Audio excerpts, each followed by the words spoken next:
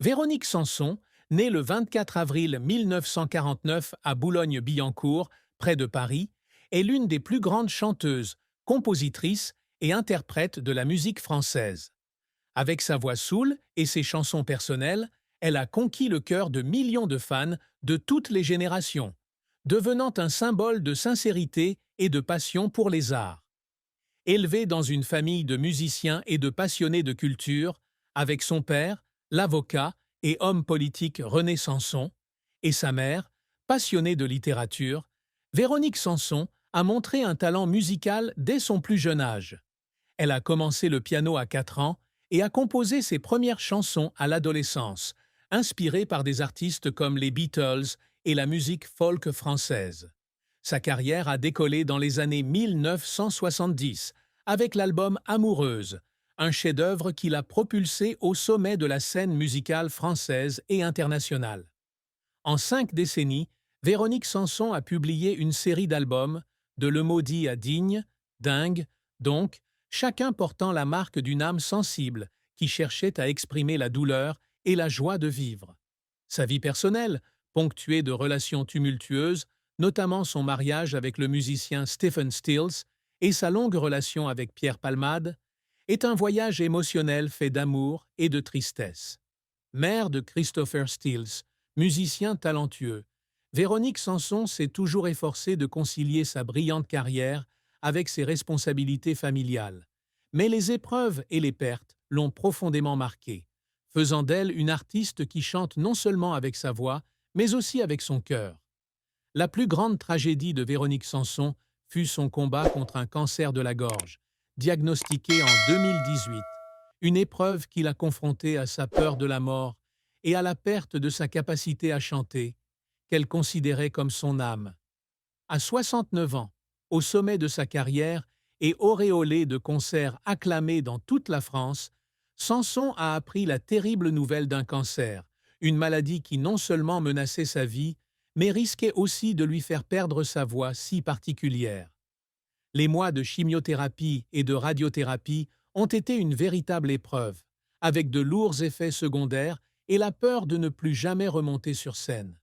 Sanson, qui avait toujours trouvé un sens à partager ses émotions par la musique, avait l'impression qu'une partie d'elle-même avait été violée. Elle a raconté qu'il y avait des nuits où elle était assise seule dans son appartement parisien, regardant son piano en pleurant, pensant à des chansons qu'elle ne pourrait plus jamais chanter. Cette tristesse provenait non seulement de la douleur physique, mais aussi de la perte de la liberté créative qu'elle avait recherchée toute sa vie. Bien qu'elle ait finalement surmonté la maladie et soit revenue sur scène en 2019, cette expérience lui a laissé une profonde cicatrice émotionnelle, rappelant la fragilité de la vie et la valeur de chaque instant vécu et chanté. La carrière de Véronique Sanson est un long parcours, fait de sommets brillants et de vallées sombres, où son talent et sa persévérance ont été constamment mis à l'épreuve. Elle entre dans l'industrie musicale en 1972 avec l'album Amoureuse, une œuvre révolutionnaire dont les chansons, telles que Besoin de personne et Amoureuse, touchent le public par leur sincérité et leur intensité émotionnelle. L'album connaît un succès non seulement en France, mais aussi au Royaume-Uni, où Amoureuse est traduite en anglais et repris par des artistes comme Kiki Dee. Tout au long des années 1970 et 1980, Véronique Sanson continue d'affirmer son talent, avec des albums tels que De l'autre côté de mon rêve et Le Maudit, qui témoignent tous de la maturité de son style musical, des douces ballades au rock et au blues. Elle s'essaie également au spectacle vivant, où sa voix puissante et sa présence scénique font de chaque prestation une expérience inoubliable.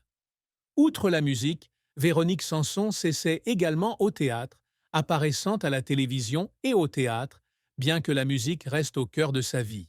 Cependant, sa carrière ne fut pas toujours un long fleuve tranquille. Son album Moi, le Venin, sorti en 1988, reçut des critiques mitigées, certains estimant qu'elle avait perdu la fraîcheur de ses premières années. Cet échec laissa Sanson dans un profond doute, et elle fondit un jour en larmes en studio, estimant ne pas pouvoir répondre aux attentes de son public. Son divorce avec Stephen Stills en 1979 marqua également sa carrière, car elle dut mettre son écriture entre parenthèses pour se consacrer à l'éducation de son fils Christopher et à la gestion de pression personnelle. Malgré cela, Samson persévéra, passant des heures en studio à composer et à répéter et assistant régulièrement à des concerts caritatifs pour trouver l'inspiration. C'est cet effort, parfois épuisant, qui lui permit de poursuivre une carrière qui s'étendit sur plus de 5 décennies, faisant d'elle l'une des artistes féminines les plus vénérées de l'histoire de la musique française. La fin de la vie de Véronique Sanson fut son divorce avec Stephen Stills, membre du groupe Crosby, Stills and Nash, en 1979, après 6 années de mariage houleux. Sanson rencontre Stills en 1973, alors qu'elle est au sommet de sa carrière avec l'album Amoureuse. Leur lien s'épanouit rapidement, nourri par un amour commun pour la musique et une admiration mutuelle pour le talent. Ils se marient en 1973 et s'installent à Los Angeles, où Sanson donne naissance à leur fils Christopher en 1974. Cependant, leur mariage est rapidement mis à rude épreuve par les différences culturelles, les pressions de leurs carrières respectives et des conflits personnels. Stills, avec sa forte personnalité et son style de vie bohème, de rockstar, est souvent en tournée, laissant Sanson seule dans un pays étranger. Elle se sent seule et perdue, luttant pour préserver son identité musicale dans un environnement inconnu. Le divorce de 1979 est un coup dur pour Sanson, non seulement en raison de la rupture, mais aussi en raison de litiges juridiques concernant la garde de leur fils Christopher. Elle confie un jour que le jour où elle quitte Los Angeles pour rentrer en France a été l'un des plus douloureux de sa vie, car elle a l'impression d'avoir perdu une partie d'elle-même. Les nuits qui suivirent, Sanson s'installa au piano et composa des chansons émouvantes comme Vancouver pour surmonter sa douleur. Le divorce fut non seulement une fin triste, mais aussi une leçon sur la fragilité de l'amour et les sacrifices qu'un artiste doit faire pour concilier carrière et famille. L'amour et le mariage de Véronique Sanson ont été un voyage émotionnel, jalonné de moments de bonheur et de profonde tristesse. Son mariage avec Stephen Stills fut le premier et le plus tumultueux chapitre de sa vie.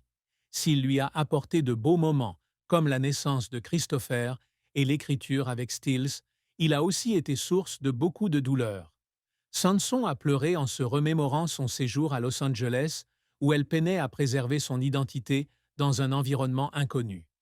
Après le divorce, elle est rentrée en France et a entamé une relation durable avec l'humoriste Pierre Palmade dans les années 1990. Cette relation, bien que non conjugale, a été une source de grand réconfort pour Sanson, car Palmade lui a apporté rires et compagnie dans les moments difficiles. Cependant, leur relation a pris fin en 2001, la laissant avec le regret de ne pas avoir pu fonder une famille stable pour Christopher. Sanson a confié que sa plus grande tristesse amoureuse était le sentiment de ne pas avoir pu apporter le bonheur complet à ceux qu'elle aimait, de Stills à Palmade. Les soirées en solitaire, où elle s'asseyait au piano et composait des chansons comme Quelques mots d'amour, étaient sa façon de gérer ses blessures émotionnelles et de les transformer en inspiration pour des compositions intemporelles.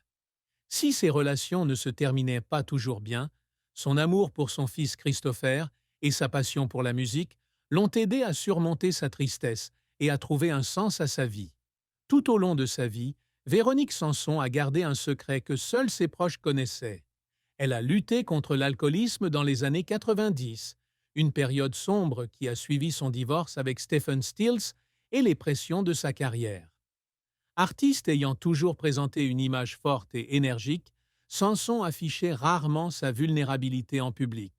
Cependant, après son retour de Los Angeles en France, elle a sombré dans la dépression, se sentant perdue entre les attentes du public et les difficultés de sa vie personnelle.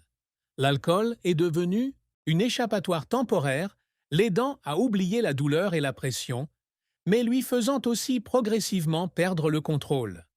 Il y avait des nuits où elle était assise seule dans son appartement parisien, buvant et pleurant, se demandant si elle aurait la force de continuer.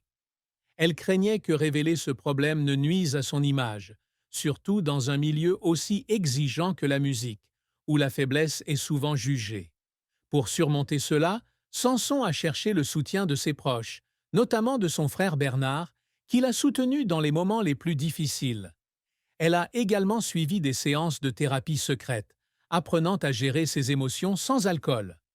Samson a gardé ce secret pour protéger son fils Christopher du jugement public et préserver son image de force auprès de ses fans. Ce secret, bien que pesant, la motive aussi à s'améliorer constamment, transformant ses moments de faiblesse en force pour continuer à composer et à se produire sur scène. Le succès de Véronique Sanson ne se limite pas aux récompenses et à la célébrité, mais réside aussi dans sa capacité à toucher le cœur de son public par sa musique et sa sincérité. L'un de ses plus grands objectifs est de créer des chansons personnelles, reflets de ses expériences et de ses émotions. Son album Amoureuse, sorti en 1972, marque une étape importante. Elle apporte un vent de fraîcheur à la musique française avec des paroles poétiques et des mélodies profondes. Elle continue de s'imposer avec des albums comme Digne, Dingue et donc en 2016, où elle fait preuve de maturité et d'innovation, même à 67 ans.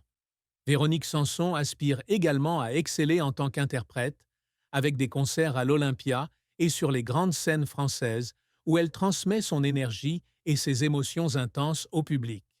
Outre la musique, elle s'implique dans des œuvres caritatives, soutenant des associations venant en aide aux femmes et aux enfants dans le besoin, afin de redonner à la vie. Mère, Véronique Sanson a toujours veillé à élever Christopher avec amour et respect, l'encourageant à poursuivre sa propre carrière musicale. Elle emmenait souvent Christopher à des concerts lorsqu'il était jeune, partageant avec lui son amour pour la musique et l'art. Ses réussites, bien que nécessitant sacrifices et efforts constants, témoignent du dévouement de Véronique Sanson, non seulement pour bâtir une brillante carrière, mais aussi pour laisser un héritage musical et humanitaire durable. La famille de Véronique Sanson, notamment son fils Christopher Stills et son frère Bernard, a toujours été sa plus grande source de force pour l'aider à surmonter la tristesse. Pour Christopher, le plus grand chagrin de sa mère fut son combat contre un cancer de la gorge en 2018, une épreuve qui l'a forcé à affronter la peur de perdre sa voix, dont il savait qu'elle était son âme. Christopher a confié avoir été déchirant de voir sa mère faiblir pendant les mois de traitement, mais il était également fier de la façon dont elle s'est battue pour revenir sur scène. Il l'appelait souvent pour l'encourager, lui rappelant que sa voix était toujours appréciée du public. Bernard, le frère de Véronique Sanson, comprenait mieux les pressions auxquelles elle était confrontée depuis les débuts de sa carrière jusqu'à ses difficultés personnelles. Passionné de musique, Bernard était souvent à ses côtés, partageant des anecdotes de son enfance et lui rappelant que sa valeur résidait non seulement dans ses succès, mais aussi dans sa fidélité à son cœur. La famille de Sanson, même si elle n'a pas toujours pu apaiser complètement sa douleur, a toujours été là où elle a trouvé réconfort et force pour continuer. Les conversations avec Christopher, les câlins de Bernard et les moments en famille sont la motivation de Sanson pour surmonter la tristesse, du cancer aux échecs amoureux et poursuivre son chemin, le cœur rempli d'espoir. La triste fin de Véronique Sanson fut la rupture de sa relation avec Pierre Palmade en 2001, une fin qui la laissa profondément douloureuse et emplie de regrets indélébiles. Sa relation avec Palmade, célèbre humoriste, débuta dans les années 1990, alors que Sanson tentait de reconstruire sa vie après son divorce avec Stephen Stills. Avec son sens de l'humour et sa sensibilité, Palmade lui apporta rires et compagnie dans les moments difficiles. Ils partagèrent de beaux moments ensemble, des soirées consacrées à l'art, à la collaboration sur des projets théâtraux. Cependant, les différences de mode de vie et les pressions personnelles, notamment leurs emplois du temps chargés, changèrent progressivement leur relation. La séparation de 2001, bien qu'amicale, fut un choc profond pour Sanson. Elle confia un jour avoir eu le sentiment d'avoir échoué dans une relation qui, croyait-elle, lui apporterait un bonheur durable. Dans les mois qui suivirent, Samson s'installa souvent au piano, écrivant de nouvelles chansons pour surmonter son deuil. Cette tristesse ne venait pas seulement de la perte d'un partenaire, mais aussi du sentiment de ne pas avoir pu fonder une famille stable pour Christopher, ce qu'elle avait toujours souhaité. À 76 ans, Samson se souvient de son parcours avec le cœur meurtri, mais aussi avec la conviction que la tristesse, aussi douloureuse soit-elle, fait partie du chemin vers une personne plus épanouie. Elle continue d'écrire, de se produire sur scène et d'inspirer le public, utilisant sa douleur comme source d'inspiration pour écrire de nouvelles mélodies et histoires qui resteront à jamais l'héritage d'une artiste qui vit avec son cœur. Vit avec son cœur. Vit avec son